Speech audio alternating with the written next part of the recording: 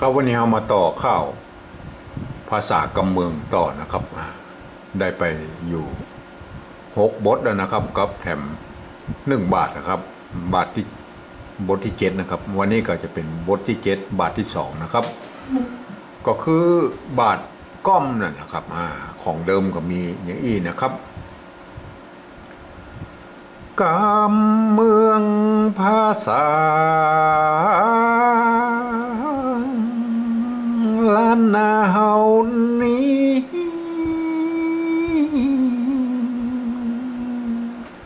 ปุ่นดีใจขึ้นจื่นมึนมวนหู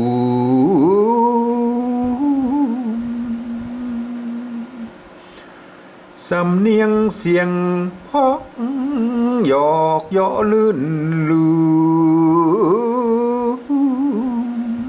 ใครฟังมาจูปูศาสตร์ไกลไกลเริ่มจากกะขะงะให้จดจำเหี่ยวไว้อย่าจะวักส่องจะชะยะคว้ามาใส่ถ้อย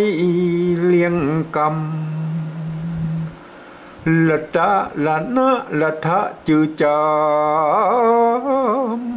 มละทะละบำดะห้ำตามถ้อยวักสีตะทังตะทะนังห้อยตามหิดห้อยเก่าเนินวักหาปะพะมะทะเลินเพิ่นแต่ใบกำเมืองของเก่าป่ออุ้ยดุยฟังเสียงอันว่าสำเนียงโบราณเก่ากี้สังพ่องกำเหลืออูเหียตีนนี้กำกึดดีป่องแต่เฮ่งพ่ำสอนเอาตอนอุแว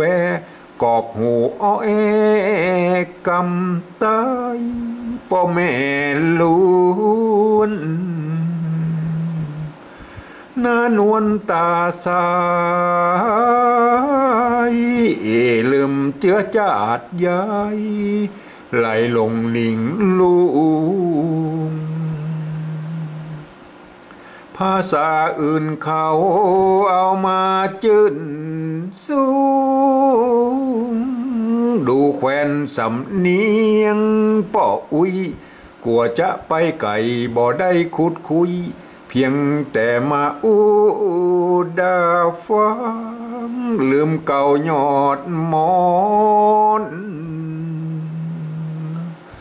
ลืมก่อนลืมหลังอย่างมาลุงลังหมู่พวกสู่เจ้าภาษาอื่นได้ไล่เลียงป้องเขาตอนใหญ่ก็เอาแล้วกะสายเลือดเมืองอย่าเคืองเลยนะตำบ่ถูกต้องป่าวินนี้ถ้าจะลืมกึดงามเงือดดิลีกวนเปิงดีบ่สั่งสรรค์อะไรทำไมสามไว้จื่นสู้อย่างมาอินดูเจ็ดลำบ่มีเปื้อนฝูงสุงสิงกากำจริงเกิดปมด้อยตามมาครับวันนี้ก็จะเป็นบาทก้อมนะครับเห็นไหมครับบาทตรงนี้แบบเดียวบาทที่2ของบทนี่นะก็จะเป็นบาทก้อมนะครับทำมาต่อเลยนะครับบ่มีเปื้อนฝูงทรงสิงกากำจริงเกิดปมด้อยตามมาเห็นไหมฮะอันนี้คือการแต่งข้าวจ้อยนะครับข้าวจ้อยก็ต้องจ้อยได้นะครับเราต้องไปเป็นไปตามฉันทลักษณ์นะครับของ โบราณที่เปิ้นกำหนดไว้นะครับก็คือข้าว4บทของท่านพญาพรหมโวหารนะและข้าวหงหินนะครับเป็นเก้าเง่านะครับอู้จำลงในเสียงทีนะครับวังนี้นะครับวักกอมเนี่ยวักบาดกอมเมืองบ่บัดชัดบัดจัดนะบัดจัดนะบัดชัดจัดนะอย่างนี้ชัดก็ได้จัดก็ได้นะครับเสียงตีนะครับตีต่ายอันนี้ตีต่ายตีสั้น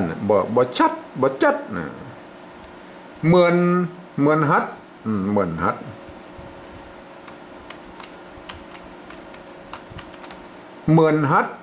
ฮัด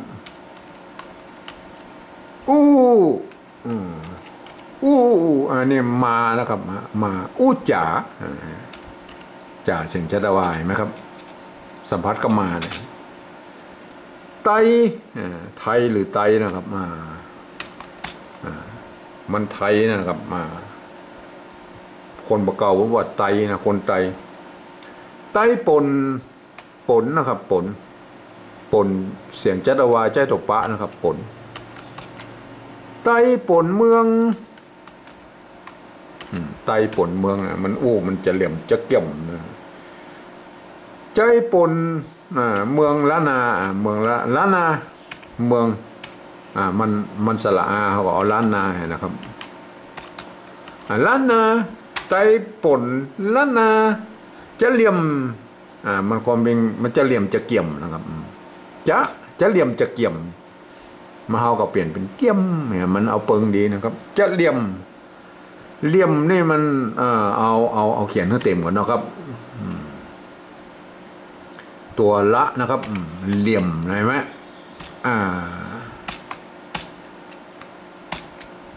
เหลี่ยมเห็นไหมในกรณีสระเอี่ยมเนี่ยนะปนบอกว่าในภาษาละนาปนบอกว่าคือตัดไม่เก๋ออกนะครับมันยาวไปนะเอาเหลือแค่นี้เหลี่ยมจะเหลี่ยมจะเหลี่ยมจะเกี่ยมนะเกี่ยมมันมาได้เสียงนะครับเกี่ยมจะเหลี่ยมจะเกี่ยมมันไม่ได้เสียงมันปนเอาโทพิเศษนะครับจะเหลี่ยมจะเกี่ยมมันก็ดัดแปลงหน่อยนะให้มันเพื่อความสนุกสนานนะครับจะเหลี่ยมจะเกี่ยมจะเกี่ยมมันก็จะเหลี่ยมจะเกี่ยมนะครับทีนี้ทำมาปริวัติเป็นภาษาปริวัติแบบที่สองนะครับคือการที่เอาอักษรไทยนะครับมาปรับเทียบเพื่อเป็นอักษรละนานะครับเป็นตัวทดแทนประกอบคำขึ้นมากับแบบภาษาไทยผสมผสานกันพ้องนะครับก็ผสมผสานกันไปนะครับนะครับนะพอดีเจอต้นเลยเสียงโทพิเศษนะครับนะเห็นไหมครับตัวนี่เป็นอักษรกลางนะครับในภาษาละนานะครับอันนี้ก็ยืมตัวอ่างมาเป็นตัวก็โทพิเศษนะครับไม่ต้องไปดัดแปลงอย่างเปิ้ลนะครับในแบบสองนะครับแบบสามเราก็กับเมืองเมืองบ่จัดบ่จัดตัวนี้ตัวยืมตัวชอช้างมาเป็นตัวจะนะครับบทจัดนะครับบทจัดหรือชัดก็แล้วแต่นะครับบทจัดบทจัดชัดหรืออันเดียวกันนั่นนะครับเหมือนได้ไหมเหมือนในกรณีนี้นะครับเดิมทีแล้วเปิ้นเป็นตัวนะสะกดนะครับเปิ้นบอกว่ามีกฎอยู่ว่าถ้าตัวหน้าสะกดอยู่ตรงบนนี่เปิ้นเขียนเป็นตัวละแทนนะครับเฮาก็ต้องรู้ว่าสะกดด้วยตัวหน้านะครับไม่ใช่สะกดด้วยตัวละนะครับเฮาก็เขียนด้วยตัวนอนหนูนี่แหละครับเอาตัวนอนหนูมาแทนตัวหน้าเนี่ยนะครับฮัดนะครับ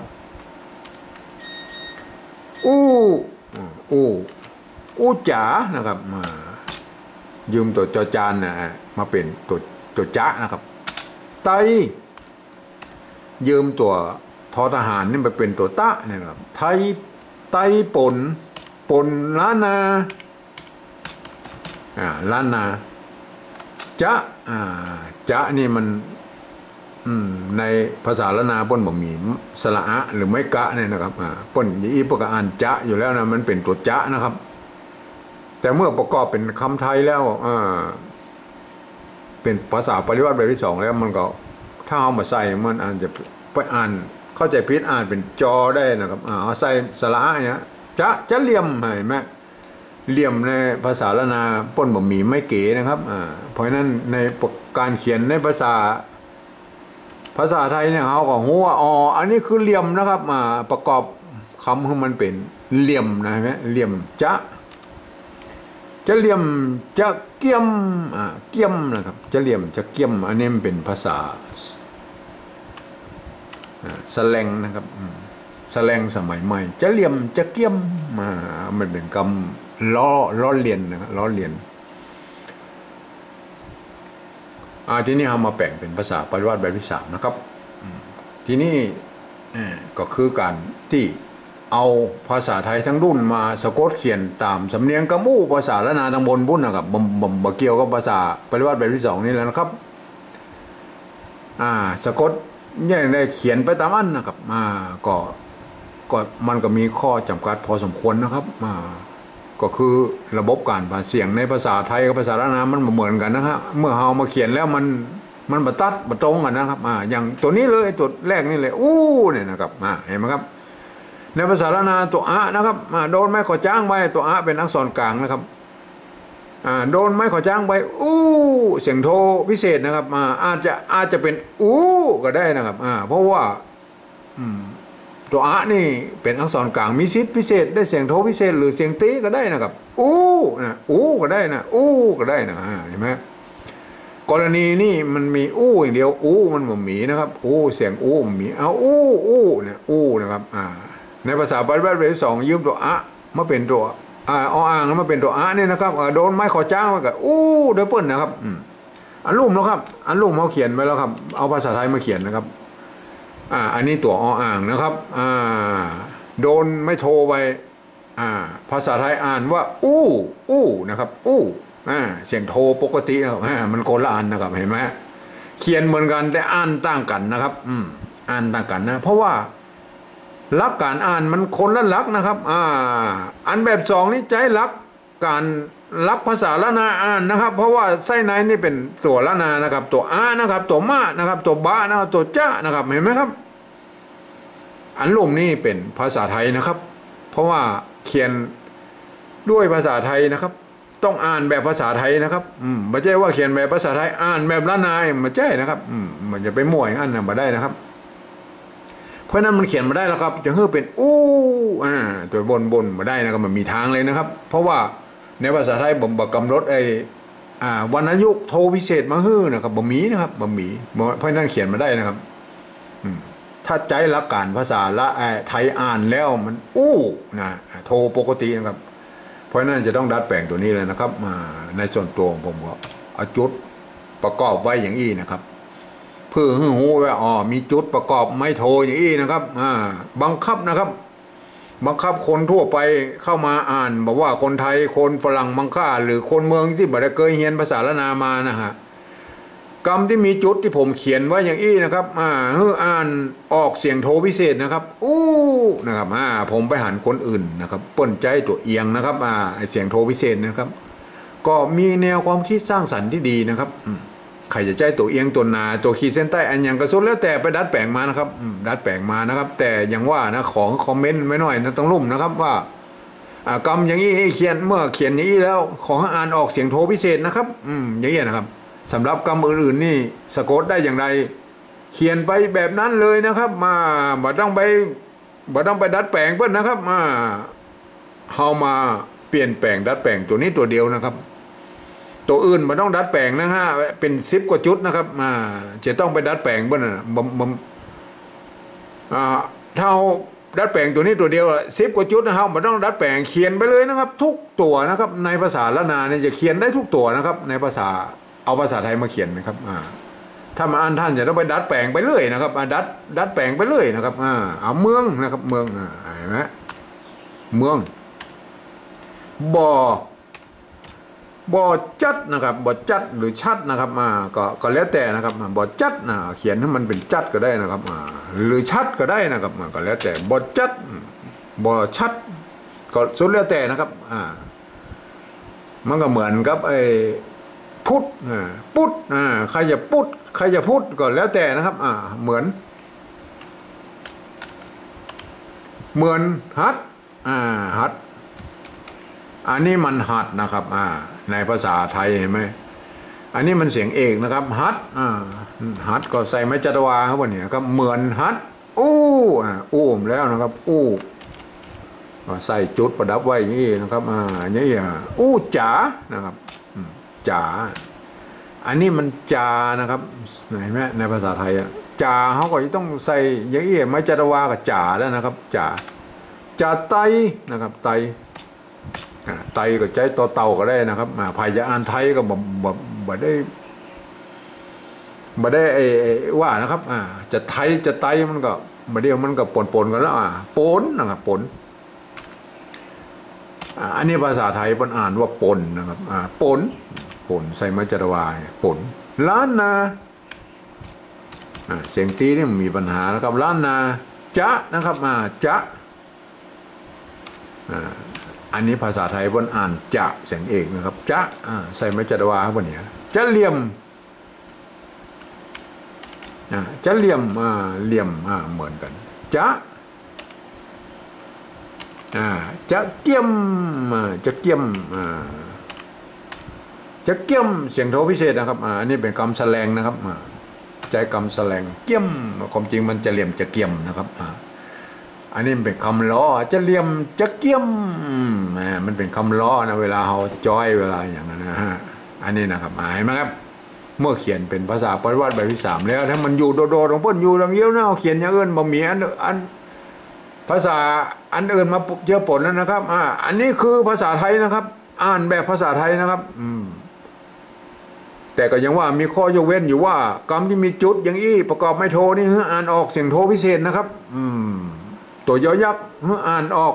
เป็นยอนะครับยอยักษ์แบบล้านนานะครับตัวญายินยังอย่างนั้นนะญาเย็นอย่างนั้นนะครับถ้าเป็นตัวอยก็อ่านเป็น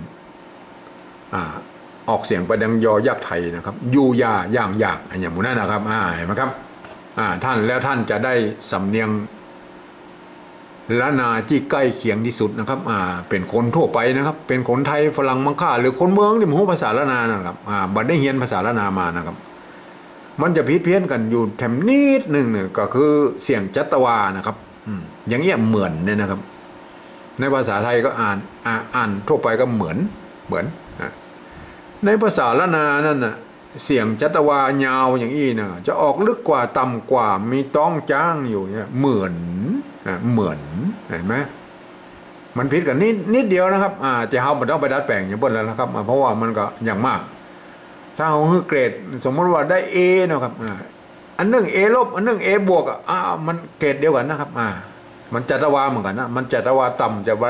จัตวาสูงอย่างเงี้ยนะครับเฮาโยนกันไปเห็นนะครับแต่สำหรับการอื่นๆที่มันจะอย่างกรรมมันบ่เปลี่ยนมาได้นะครับอย่างเสียงโทพิเศษเนี่ยเขาไปเขียนนี่มันก็คนทั่วไปก็เข้าใจผิดก็อ่านแบบภาษาไทยก็ได้แค่เสียงโทปกตินะครับเห็นไหมอันนี้ถ้าสมมติว่าคนทั่วไปเข้ามาอ่านนะครับเป็นคนไทยฝรั่งมังค่าหรือคนเมืองที่บ่ได้เรียนภาษาล้านนามานะครับกะนะครับมาอ่านเลยนะครับตามหลักภาษาการภาษาไทยนะครับ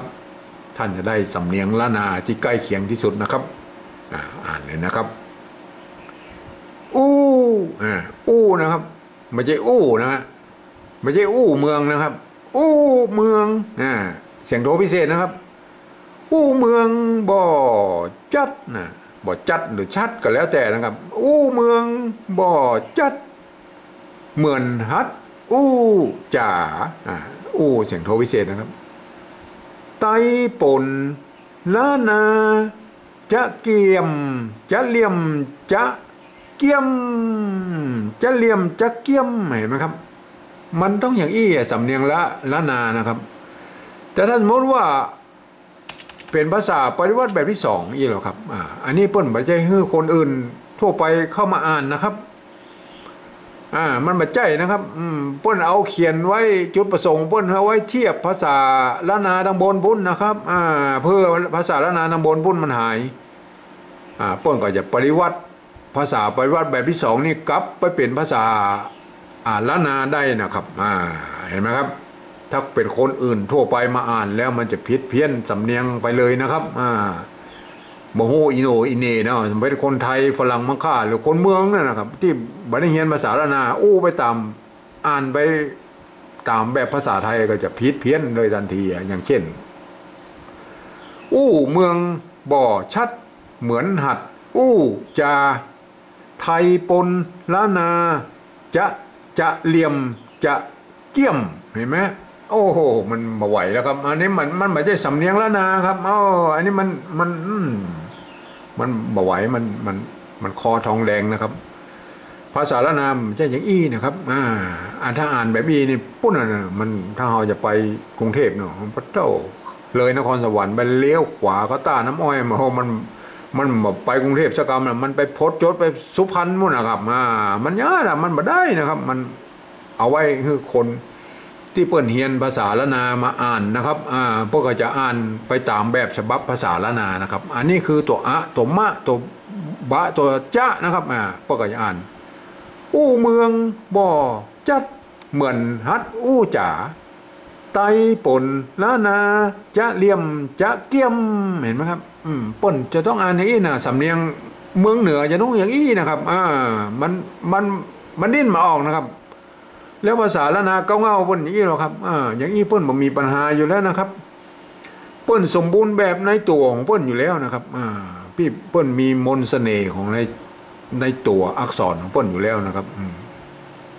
ระบบการอ่านการเขียนการอ่านป่นจะต้องไปมีระบบของป่นชัดเจนเลยนะครับมันดิ้นมาออกนะครับถึงแม้ว่าจะเขียนได้หลายแบบนะครับเขียนได้หลายแบบนะครับหรือว่ามาหลายที่หลายตังก็แล้วแต่นะก็เขียนไปอ่านไปนะครับจะเขียนมาแบบไหนก็อ่านไปแบบนั้นนะครับก็สมได้ทั้งนั้นนะครับก็อย่างเช่นถ้าคนเปิดเป็นภาษาละนาแล้วพวกก็อ่านนะครับเมืองบ่อจัดเหมือนฮัดจ๋าไตปนละนาจะเหลี่ยมจะเกี่ยมเห็นไหมเสียงโทพิเศษมันจะเกี่ยมนะครับจะเหลี่ยมจะเกี่ยมเห็นไหมมันเปิ้นอ่านออกเสียงโทพิเศษนะครับเสร็จแล้วเปิ้นบ่มีปัญหาแล้วยังมาเขียน2 อย่าง 3 อย่างนี้อย่างครับก็อย่างว่านะครับในปัจจุบันนี่มันภาษาละนาก็จะเริ่มจะสูญหายแล้วนะครับเมินนั่นนะครับไม่ได้ใจกันมาเมินแล้วนะ200-300 ปีแล้วนะครับเพราะฉะนั้นเขาก็อยากอนุรักษ์กันไว้นะครับมันของป้าอุ้ยนะครับคนเฒ่าคนแก่เพิ่นฝากมาไว้หลายรุ่นหลายสมัยแล้วนะครับหลายเจนคนแล้วนะครับก็ไม่อยากให้มันสูญหายไปนะครับเรามาช่วยกันอนุรักษ์นะครับ